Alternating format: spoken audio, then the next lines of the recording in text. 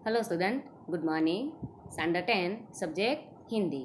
विद्यार्थी मित्रों, अगले वीडियो पीरियड में हमने संधि के प्रकार लिए, संधि के उदाहरण भी लिए। आज हम एक नया ग्रामर का टॉपिक लेंगे, समास। विद्यार्थी मित्रों, सबसे पहले हम समास के बारे में जानकारी प्राप्त कर लेते हैं। सबसे पहले देखिए, निम्नलिखित वाक्यों में रेखांकित शब्दों का अध्ययन कीजिए।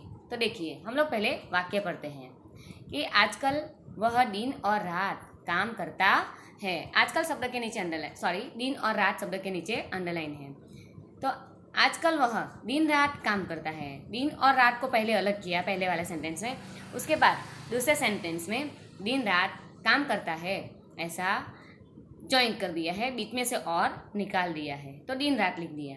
ब लिखेंगे, एक, राजा ने उसे सेना का नायक बनाया। देखो, सेना का नायक। विद्यार्थी मित्रों, मैं आपको बताती हूँ, सेना का नायक। देखो, इसमें देखते हैं, सेना का नायक। उसका दूसरा सेंटेंस, राजा ने उसे सेना नायक बनाए। इसको देखेंगे, सेना का नायक उसकी जगह सेना नायक लिखा है। क में देखते हैं, कवि महान कवि थे। कालिदास महान कवि थे, तो महान शब्द के नीचे अंडरलाइन दिया है।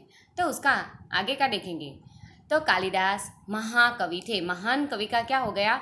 महाकवि बन गया। कालिदास महाकवि थे। तो इस प्रकार विद्यार्थी मित्रों देखते हैं नेक्स्ट उदाहरण। दूसरा उदाहरण देखते हैं कि मेघों से मंडित आकाश की शोभा निराली होती है। मेघों से मंडित, तो मेघों से, ये वाक्य में मेघों से मंडित लिखा है, और यहाँ सेकंड वाक्य में मेघ मंडित, आकाश की शोभा निराली होती है, मेघों से मंडित। दूसरे वाक्य में मेघ मंडित, तो दूसरा वाक्य में जो मेघ मंडित है, वहाँ ऊपर के वाक्य में से निकाल दिया है। मेघों से मंडित की जगह मेघ मंडित लिख दिया है। आगे च में देखते हैं, मैं शक्ति के अनुसार काम करूँगा। शक्ति के अनुसार, देखो विद्यार्थी मित्रों, शक्ति के अनुसार अंडरलाइन किया है।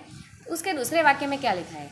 मैं यथाशक्ति काम करूँगा। शक्ति के अनुसार और यथाशक्ति, शक्ति के अनुसार यथाशक्ति, बराबर। तो यहाँ पर क्या कहना चाहते हैं देखते हैं। तो अविभाग के पहले वाक्य में दिन और रात रेखांकित शब्द है। अविभाग के पहले वाक्य में दिन और रात रेखांकित शब्द है। उनके बीच का और हटाकर दूसरे वाक्य में दिन रात शब्द का प्रयोग हुआ है। इनके बीच में से पहले वाक्य में से दिन और रात में से और हटा दिया गया है, और क्या लिख दिया है? दिन रात शब्द का प्रयोग हुआ है। ब विभाग के पहले वाक्य में सेना का नायक रेखांकित शब्द है।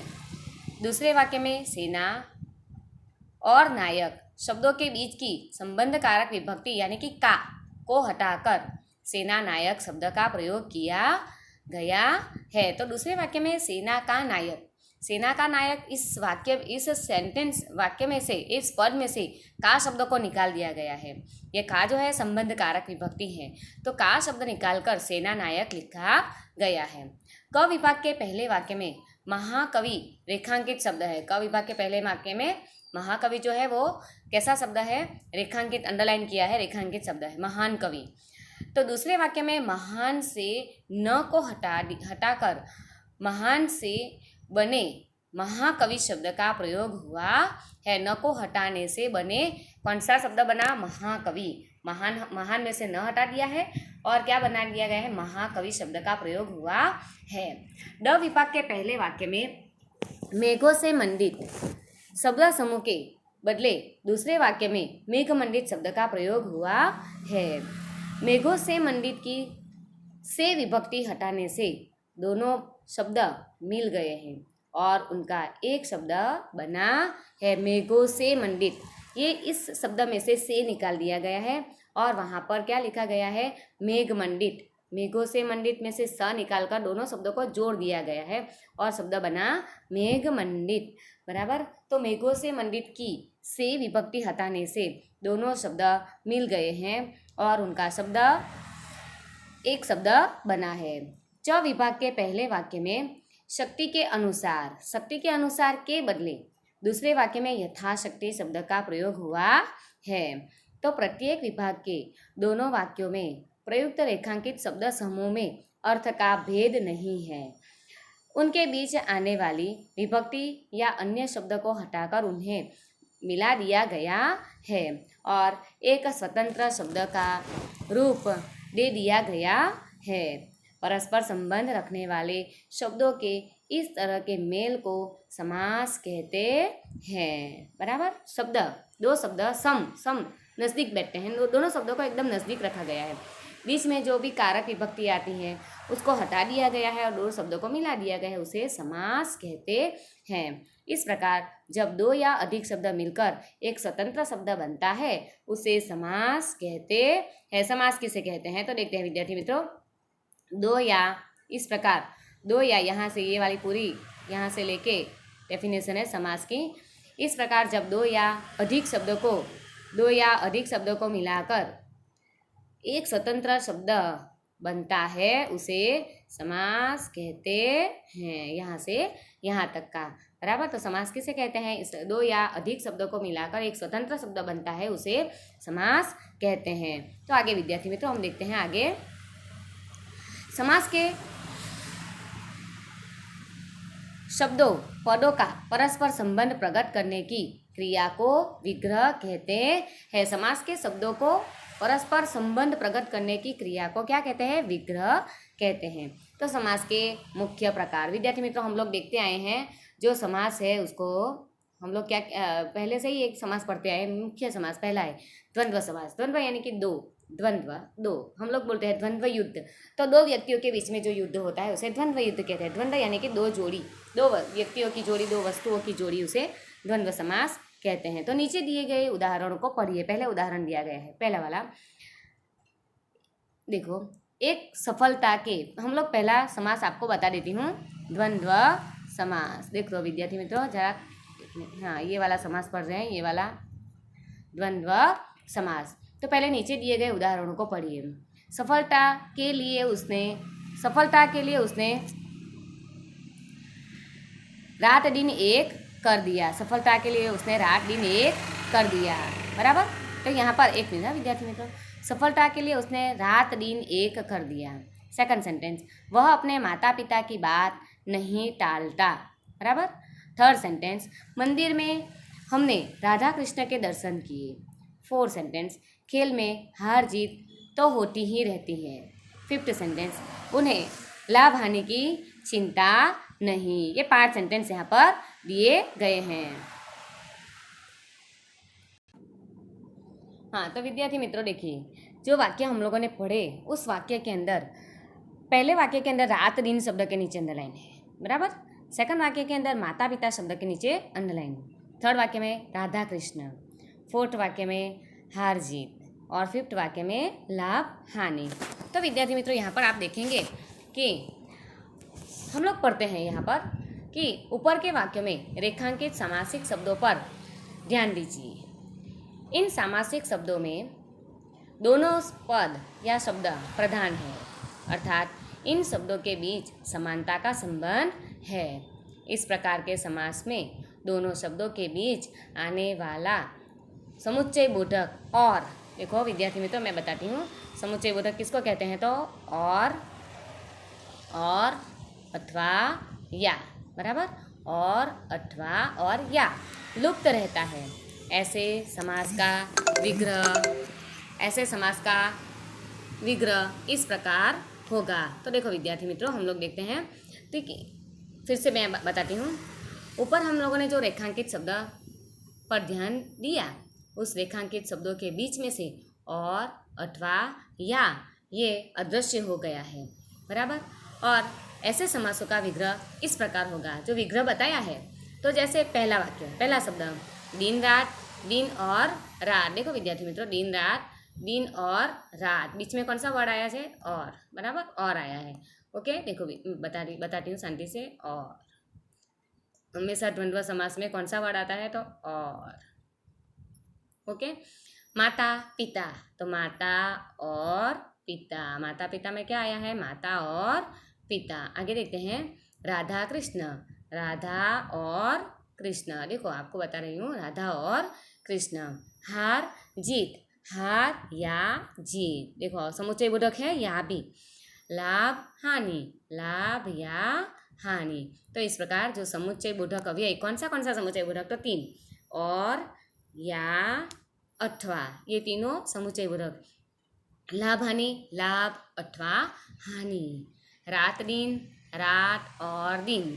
फिर दूसरे उदाहरण बोलती हूँ, जैसे शुभाशुभ, शुभ या अशुभ, बराबर, ऐसे भी हम लिख सकते हैं। ऐसे तो बहुत सारे उदाहरण हैं। तो मैं सूर्य चंद्र, सूर्य और चंद्र। राम कृष्ण, राम और कृष्ण। तो ऐसे बहुत सारे उदाहरण हैं जो दो की जोड़ी बताते हैं, बराबर, दो जोड़ी में है। पति पत्नी, पति और पत्नी। धरती आकाश, धरती और आकाश। तो इस प्रकार जहाँ पर समुच्चय बोधक अवयव का प्रयोग जब उसका विग्रह करते हैं तब समुच्चय बोधक अव्यय और, या, अथवा रखा जाता है, उसे द्वंद्व समास कहते हैं। तो इस प्रकार विद्यार्थी मित्रों हम द्वंद्व समास के बारे में आगे देखते हैं। द्वंद्व समास का विग्रह करते समय पहले और दूसरे पदों के बीच और, या, अथवा अवयव का प्रयोग किया जाता है। देखो ये वाला मैं आपको बताती हूँ, यहाँ से यहाँ तक का, बराबर। तो द्वंद्व समास का विग्रह करते समय पहले और दूसरे पदों के बीच में और, या, अथवा ये अवयव का प्रयोग किया जाता है और इसीलिए उसे द्वंद्व समास कहते हैं। तो दूसरा है, द्वंद्व समास के दोनों पद संज्ञा, सर्वनाम, विशेषण या क्रिया विशेषण हो सकते हैं। द्वंद्व समास के दोनों पद जो है वो संज्ञा, सर्वनाम, विशेषण या क्रिया विशेषण हो सकते हैं। जैसे उदाहरण, भाई बहन, ये क्या है, तो संज्ञा, भाई और बहन। दूसरा है हम और तुम, ये सर्वनाम है, हम तुम, बराबर। भला बुरा, भला या बुरा, ये क्या है, तो विशेषण है। आगे देखते हैं, ऊपर नीचे, ऊपर या नीचे, ये क्रिया विशेषण है। तो यहाँ पर कभी कभी द्वंद्व समास में दो से अधिक पद भी होते हैं, जैसे तन, मन, धन। द्वंद्व समास में कभी कभी बराबर दो से अधिक पद भी हो सकते हैं, दो से अधिक शब्द भी हो सकते हैं, जैसे तन, मन, धन। देखो यहाँ पर तन, मन और धन, ये तीनों दोनों में ये वाले में तीन पद दिए हैं। देखो ये वाला शब्द मैं आपको बताती हूँ, तन, मन और धन, तन, मन और धन, ऐसा भी लिख सकते हैं। फिर क्या लिख सकते हैं, रोटी, कपड़ा और मकान, वहाँ पर भी है रोटी, कपड़ा। जैसे उदाहरण, रोटी, कपड़ा, मकान, ये भी है कान। ये क्या है, ये है द्वंद्व समास। 3 शब्द इसमें भी हो सकते हैं। तो विद्यार्थी मित्रों इस प्रकार इसमें दो से अधिक पद भी हो सकते हैं, जैसे राम लक्ष्मण सीता, राम लक्ष्मण सीता, बराबर। इस प्रकार गाय, भैंस, बकरी, बराबर, ये भी द्वंद्व समास है, बराबर। तो इस प्रकार दो से अधिक पद भी प्रयोग किए जा सकते, दो से अधिक पद भी यानी दो से अधिक शब्द भी इसमें आते हैं। तो इस समास का विग्रह भी ऊपर बताए तरीके से होता है। तो ये वाले समास 3 पद वाले समास में समास का विग्रह करेंगे तो उसका विग्रह भी ऊपर जो प्रयोग बताया गया है, जैसे मैंने आपको बताया रोटी, कपड़ा, मकान, रोटी, कपड़ा और मकान, ऐसा विग्रह हम कर सकते हैं। तो इस समास का विग्रह भी ऊपर बताए तरीके से हो सकता है, जैसे तन और मन और धन। देखो यहाँ पर दिया है तन और मन और धन, बराबर। तो इस प्रकार इसका विग्रह बीच में और, या, अथवा रखकर किया जाता है। तीनों पद अलग अलग है और इस प्रकार के समास को द्वंद्व समास कहते हैं, बराबर। सूर्य चंद्र तारे, ऐसा हम शब्द लेंगे तो सूर्य और चंद्र और तारे, इस प्रकार इस समास का विग्रह किया जाता है। तो इस प्रकार के समास को हम द्वंद्व समास कहते हैं। तो इस प्रकार विद्यार्थी मित्रों हम द्वंद्व समास के उदाहरण में मैं आपको फिर से बताती हूँ, ये उसकी डेफिनेशन है विद्यार्थी मित्रों। देखो आप, ओके, एक मिनट, हाँ, यहाँ से ऊपर के वाक्यों में रेखांकित सामासिक शब्दों पर ध्यान दीजिए। इन सामासिक शब्दों में दोनों पद शब्द यानी कि प्रधान है, अर्थात इन शब्दों के बीच समानता का संबंध है। इस प्रकार के समास में दोनों शब्दों के बीच आने वाले समुच्चय बोधक और, अथवा, या लुप्त रहता है। ऐसे समास का विग्रह इस प्रकार किया जाता है। जब हम इसका विग्रह करेंगे तब ये जो समुच्चय बोधक अव्यय है उस समुच्चय बोधक अव्यय को बीच में रखा जाता है और बाद में इसका विग्रह लिख सकते हैं। तो जैसे रात्रिन, तो बीच में कौन सा वर्ड रखा है, कौन सा अव्यय, समुच्चय बोधक अव्यय, जैसे और, तो रात और दिन। तो इस प्रकार विद्यार्थी मित्रों इसे द्वंद्व समास कहते हैं। आगे हम लेते हैं विद्यार्थी मित्रों। तो विद्यार्थी मित्रों आगे देखिए, हम लोगों ने एक द्वंद्व समास जिसमें दो शब्द होते हैं, दोनों शब्दों का विग्रह करते समय और या अथवा ये समुच्चय बोधक अव्यय रखा जाता है, उसे द्वंद्व समास कहते हैं। उसका उदाहरण भी हमने देखे। अब हम लेंगे द्विगु समास। देखो विद्यार्थी मित्रों, अब हम लेंगे द्विगु समास। देखो ये है द्विगु समास। ओके, तो द्विगु समास की क्या विशेषता है?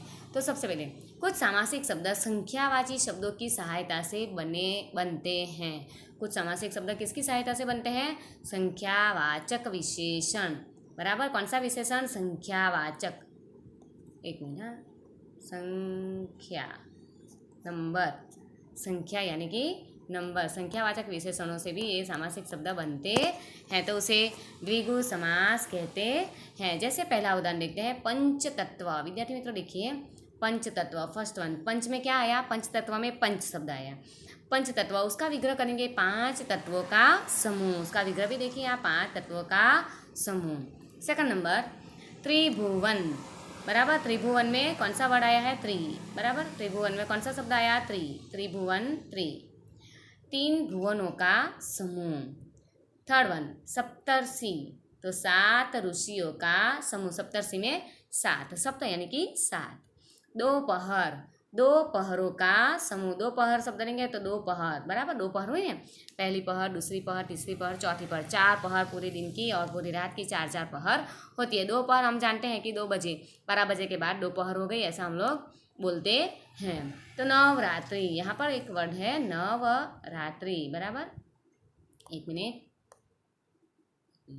हाँ देखो, नवरात्रि, 9 रातों का समूह। नवरात्रि पद में 9 रातों का समूह। बराबर, नवरात्रि, देखो ये वाला वर्ड, तो 9 रातों का समूह। तो हम देखते हैं सभी में, देखो ये पंच है, यहाँ पर त्रि है, यहाँ पर सप्त है, यहाँ पर 2 है। ये कौन से वर्ड है? तो संख्यावाचक विशेषण। तो सामासिक शब्द में संख्यावाचक विशेषण आते हैं। पहला पद संख्यावाचक विशेषण होता है, उसे द्विगु समास कहते हैं। तो विद्यार्थी मित्रों इसकी डेफिनेशन हम देखते हैं। इन समासों में देखो, इन समासों में पहला पद क्रमशः पंच यानी कि 5, त्रि यानी कि 3, सप्त यानी कि 7, 2 यानी कि 2 और 9 यानी 9 है। ये सब संख्यावाची पद है। इनके दूसरे पद के रूप में क्रमशः तत्व, भुवन, ऋषि, पहर और रात्रि संज्ञा पद है। तो प्रत्येक समास का पहला पद दूसरे पद की संख्या सूचित करता है। ऐसे समास को द्विगु समास कहते हैं। तो इसकी डेफिनेशन देखो यहाँ पर है, प्रत्येक समास का पहला पद। देखो विद्यार्थी मित्रों, यहाँ से आपको बताती हूँ। प्रत्येक समास का पहला पद दूसरे पद की संख्या सूचित करता है। ऐसे समास को द्विगु समास कहते हैं। दूसरे पद की संख्या सूचित करता है, ऐसे समास को द्विगु समास कहते हैं। जैसे द्विगु समास के और भी उदाहरण आपको देते हैं विद्यार्थी मित्रों, देखिए आप। जैसे एक मिनट, हाँ, जैसे षड्रस, ऐसे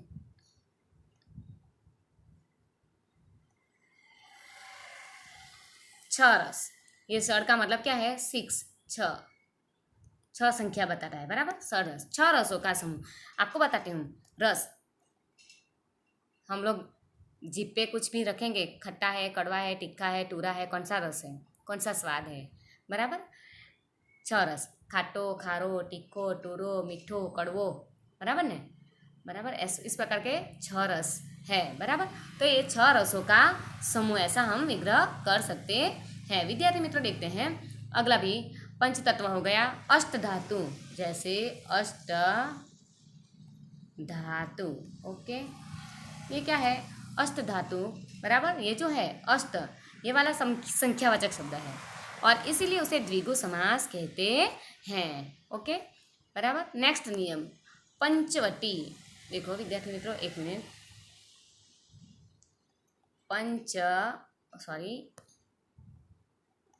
वटी, 5 वटों का समूह। पंचवटी, 5 वटों का, वट यानी कि वृक्ष, 5 वटों का समूह। तो इस प्रकार के समास को जिसमें पहला पद संख्यावाचक होता है उसे हम द्विगु समास कहते हैं। तो देखो द्विगु समास के कुछ अन्य उदाहरण। तो पहला देखते हैं चौराहा, बराबर, ये है चौराहा, 4 राहों का समूह। पहला पद 4 राहों का समूह। सेकंड वन पंचवटी, 5 वटों का समूह। थर्ड वन षड्रस, 6 रसों का समूह। अष्टधातु, 8 धातुओं का समूह। त्रिमूर्ति, 3 मूर्तियों का समूह। तो इन सभी सामासिक शब्दों में आप देखेंगे तो सब में संख्यावाचक शब्द दिए गए हैं। पहला पद संख्यावाचक शब्द है और दूसरा पद दूसरे पद की संख्या का सूचन करता है और इसीलिए उसे द्विगु समास कहते हैं। विद्यार्थी मित्रों फिर से बोल देती हूँ, जिस समास में पहला पद संख्यावाचक होता है, बराबर, उसे द्विगु समास कहते हैं। आगे देखते हैं नया वाला समास। तो विद्यार्थी मित्रों एक दूसरा समास हम लेंगे, नया है, जिसका नाम है तत्पुरुष समास। तत्पुरुष समास के अलग अलग उदाहरण दिए गए हैं। तो पहले नीचे दिए गए वाक्यों को पढ़िए। विद्यार्थी मित्रों अब हम लेंगे तत्पुरुष समास। तत्पुरुष समास को, ये रहा तत्पुरुष समास, ये हम पढ़ेंगे अभी। ओके, आगे देखेंगे उसका उदाहरण। राजपुत्र ने अपना बचपन, राजपुत्र ने अपना बचपन राजपुत्र ने अपना वचन निभाया। सेकंड नंबर देवी मुंडमाला पहने हुए थी।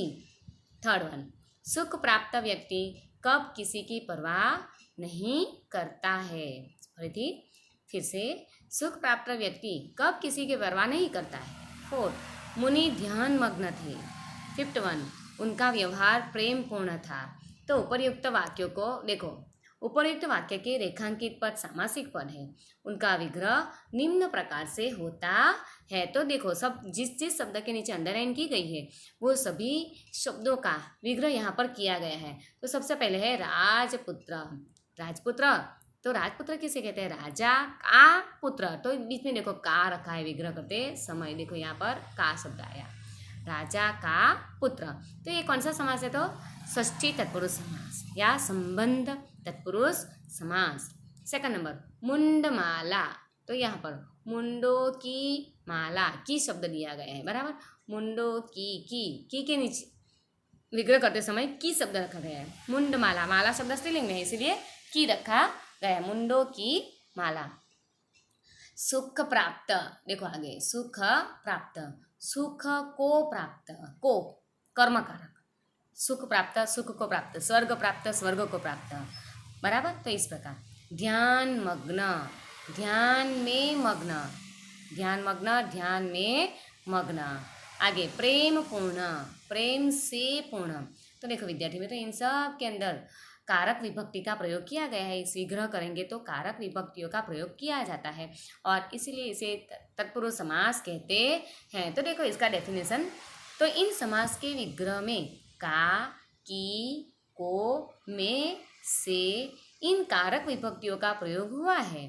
का और की विभक्तियाँ संबंध कारक की है, को विभक्ति कर्म कारक की है, में विभक्ति अधिकरण कारक की है, से विभक्ति करण कारक, करण એટલે કે સાધન इंस्ट्रूमेंट, बराबर। फल चाकू से काटा, फल चाकू से आया, तो ये फल काटने का साधन क्या है? तो चाकू। तो वहाँ पर जो से आता है वो साधन, बराबर, साधन करण का उपयोग किया गया, तो करण कारक की है। सामासिक शब्दों में इन विभक्तियों का लोप हो गया है, जैसे राजपुत्र, सुख प्राप्त, मुंडमाला, ध्यान मग्न, प्रेम पूर्ण, ये सब सामासिक शब्द है।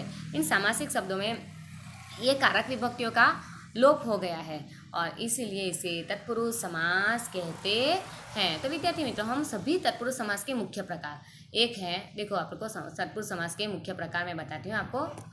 देखो एक कर्म तत्पुरुष, दूसरा करण तत्पुरुष, तीसरा संप्रदान, चौथा अपादान, पांचवा है संबंध, एक मिनट, संबंध तत्पुरुष, बराबर, और सिक्स्थ वन है अधिकरण तत्पुरुष। ये सभी तत्पुरुष समास के प्रकार है। तो हम देखते हैं तत्पुरुष समास के बारे में, आगे देखते हैं थोड़ा, एक मिनट। देखो ऊपर जो सामासिक शब्द दिए गए हैं उनमें पहला पद गौण और दूसरा पद प्रधान है यानी कि मुख्य है, तथा पहले पद की कारक विभक्ति का लोप हुआ है। ऐसे समास को तत्पुरुष समास कहते हैं। तत्पुरुष समास के कारकों की विभक्तियों पर आधारित निम्नलिखित प्रकार यानी कि भेद है। तो देखो विद्यार्थी मित्रों, आपको मैं फिर से बताती हूँ। ऊपर जो सामासिक शब्द दिए गए हैं उन सभी सामासिक शब्दों में पहला पद गौण है और दूसरा पद मुख्य है, तथा पहले पद की कारक विभक्ति का लोप हुआ है। ऐसे समास को तत्पुरुष समास कहते हैं। जैसे तत्पुरुष समास के कारकों की विभक्तियों पर आधारित निम्नलिखित भेद हैं। जैसे पहला है, मैंने आपको बताया कि पहला भेद कौन सा है, तो करण तत्पुरुष समास। जैसे द्वितीय विभक्तिम, बराबर। तो द्वितीय यानी कि को कारक, कौन सा कारक आएगा इसके अंदर, को, सॉरी एक मिनट, हाँ विद्यार्थी, तो एक कर दूँ, को कारक, बराबर, को। तो देखो इसके अंदर स्वर्ग प्राप्त, यहाँ पर तो स्वर्ग को प्राप्त, फर्स्ट वन जो हम लोग ये पढ़ रहे हैं कर्म तत्पुरुष समास के अंदर, कर्म तत्पुरुष यानी कि द्वितीय तत्पुरुष समास, बराबर, द्वितीय तत्पुरुष समास। स्वर्ग प्राप्त, स्वर्ग को प्राप्त। दूसरा है हस्तगत, तो हस्त को गत, को आया बीच में, बराबर। पद प्राप्त, पद को प्राप्त। तो इस प्रकार जहाँ पर को यानी कि कर्म कारक, बराबर, द्वितीय तत्पुरुष समास उसे कहते हैं जिसका प्रत्यय है को। ओके, आगे लेते हैं विद्यार्थी मित्रों हम। सेकंड नंबर है करण तत्पुरुष समास। करण यानी कि साधन। जैसे पहला उदाहरण मंत्र मुग्ध, मंत्र मुग्ध, पहला वाला उदाहरण लिया तो मंत्र से मुग्ध ऐसा विग्रह होगा उसका। मुग्ध होने का साधन क्या है, तो मंत्र, मंत्र से मुग्ध। सेकंड नंबर ज्योतिहीन, देखो देखो अंदर ज्योतिहीन, तो हीन किससे हीन हुए, तो ज्योति से हीन। चिंतातुर, तो चिंता से आतुर। तो आगे देखते हैं उसका भी दूसरा उदाहरण भी। जैसे क्षुधातुर, ऐसे क्षुधा तुर, क्षुधा से आतुर, बराबर। रोगग्रस्त, रोग से ग्रस्त। विद्यार्थी मित्रों, हम लोग अलग अलग उदाहरण दूसरे भी लिख सकते हैं। रोगग्रस्त, रोग ग्रस्त, ग्रस्त होने का साधन क्या है, तो रोग, बराबर, रोगग्रस्त, बराबर। तो इस प्रकार ग्रस्त होने का साधन रोग है। तो इस प्रकार यहाँ विग्रह करेंगे तो रोग से ग्रस्त, चिंता से आतुर, मंत्र मुग्ध, मंत्र से मुग्ध। तो इस प्रकार इसे करण तत्पुरुष समास कहते हैं। आगे देखते हैं विद्यार्थी मित्रों। थर्ड नंबर संप्रदान तत्पुरुष समास। जैसे विद्यालय, विद्या के लिए, देखो के लिए, विद्या के लिए आलय। गुरु दक्षिणा, गुरु के लिए, यहाँ पर के लिए प्रत्यय का प्रयोग किया जाएगा। देखो इधर को, इधर को, इधर से और यहाँ देशभक्ति, देश के लिए भक्ति, बराबर। तो के लिए गुरु दक्षिणा, गुरु के लिए दक्षिणा। विवाह योग्य, विवाह के लिए योग्य, के लिए प्रत्यय जिसमें आता है वो भी तत्पुरुष समास है, उसका नाम है संप्रदान तत्पुरुष समास। और उसमें चतुर्थी विभक्ति का प्रयोग किया जाता है, फोर्थ कारक चतुर्थी विभक्ति यानी कि चतुर्थी तत्पुरुष समास। आगे विद्यार्थी मित्रों देखते हैं अपादान तत्पुरुष समास। जैसे पद पथ भ्रष्ट, पहला वाला, तो पथ से, यहाँ भी से आता है, देखो यहाँ भी से आता है, ये वाला भी से, यहाँ इसमें भी से, इसमें भी से। तो ये जो से है करण तत्पुरुष में, इसमें करण तत्पुरुष में किसी साधन का प्रयोग किया गया है। जैसे पैदल से यात्रा की, साइकिल से घर गए, बराबर, बस से स्कूल में आए, रिक्शा से बाजार गए, से, बराबर, चाकू से फल काटा, बराबर, पेन से लिखा, से, हाथ से खाते हैं, आँख से देखते हैं। तो देखने की क्रिया हुई तो आँख से हुई, आँख उसका साधन है। लिखने का साधन है पेन, तो बराबर से, वहाँ पर ये क्या है, साधन का प्रयोग किया गया है, इसीलिए करण तत्पुरुष। लेकिन यहाँ पर जो से है, वो जो से है वो अलग होने की क्रिया बताता है। जैसे पथ भ्रष्ट, पथ से भ्रष्ट। विद्यार्थी मित्रों हम ये देखते हैं, ये वाला पथ से भ्रष्ट, अभी तक तो पथ पर चल रहे थे लेकिन अभी भ्रष्ट हो गए। धर्म विमुख, धर्म से विमुख, देखो धर्म, अभी तक तो धार्मिक व्यक्ति थे लेकिन अब वो धर्म से विमुख हो गए हैं। थर्ड वन, पद मुक्त, पद से मुक्त, पद भ्रष्ट, पद से भ्रष्ट। तो यहाँ पर अलग होने की क्रिया बताता है, उसे अपादान तत्पुरुष समास कहते हैं। आगे देखते हैं विद्यार्थी मित्रों हम नेक्स्ट वन। ओके, एक मिनट। हाँ, देखो आगे, संबंध तत्पुरुष समास, 1 मिनट में 2 ले लेते हैं हम लोग, बराबर। संबंध तत्पुरुष समास, ये वाला। तो पितृपक्ष, पितृ का पक्ष। नेक्स्ट वन, मृग शिशु, मृग का शिशु। मेघ खंड, मेघ के खंड। तो इसमें का, की, के, बराबर, इसका प्रयोग किया जाता है। राज रानी, राजा की रानी। राष्ट्रभाषा, राष्ट्र की भाषा, बराबर, समझ में आई। तो इस प्रकार का, की, के। गंगा जल, गंगा का जल। पितृभक्ति, पितृ की भक्ति। देव भाषा, देव की भाषा। तो इस प्रकार का, की, के शब्द का यानी कि अव्यय का जहाँ प्रयोग किया जाता है उसे संबंध तत्पुरुष समास कहते हैं। सूर्य किरण, सूर्य की किरण, बराबर। इस प्रकार का, की, के का प्रयोग किया जाता है उसे संबंध तत्पुरुष समास कहते हैं। नेक्स्ट वन, अधिकरण तत्पुरुष समास। जल क्रीड़ा, जल में, क्रीड़ा में। व्यवहार कुशल, व्यवहार में कुशल। में अव्यय का प्रयोग किया जाएगा। में कारक का प्रयोग, यहाँ कारक का प्रयोग किया जाएगा। कर्मवीर, कर्म में वीर, बराबर। कर्मनिष्ठ, कर्म में निष्ठ। व्यवहार कुशल, व्यवहार में कुशल। भोजन रुचि, भोजन में रुचि। तो इस प्रकार जहाँ पर में अव्यय का, में कारक का प्रयोग किया जाता है उसे अधिकरण कारक कहते हैं। तो इस प्रकार विद्यार्थी मित्रों हम लोगों ने तत्पुरुष समास के अलग अलग उदाहरण, अलग अलग प्रकार भी देखे। और इन सभी प्रकारों में फर्स्ट वन कर्म तत्पुरुष, बराबर, जिसका प्रत्यय है को। कर्म तत्पुरुष का प्रत्यय कौन सा है? तो को। ओके, आगे तो को प्रत्यय, देखो यहाँ पर को प्रत्यय। सेकंड नंबर करण तत्पुरुष, फर्स्ट, बराबर, उसका प्रत्यय है से, बराबर, से। संप्रदान में के लिए, अपादान में से, फिर संबंध में का, की, के।